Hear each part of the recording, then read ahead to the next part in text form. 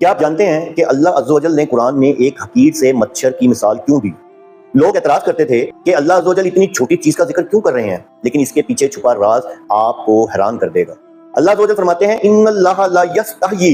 बिलाशुबा अल्लाह अज़्ज़ व जल नहीं शर्माते, अन यज़रिबा मसलन, कि वो बयान करें कोई भी मिसाल, मा बऊज़तन, मच्छर की ही क्यों ना हो,